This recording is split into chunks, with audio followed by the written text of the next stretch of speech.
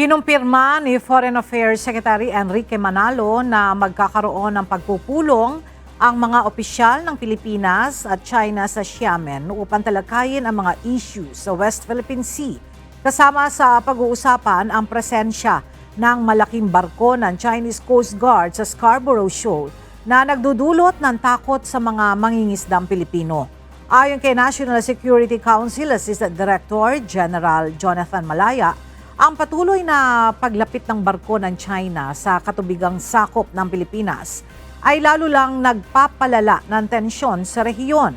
Noong nakaraang taon ay nagkaroon na ng provisional arrangement ang Pilipinas at China upang pahupain ang tensyon sa pinag-aagawang teritoryo.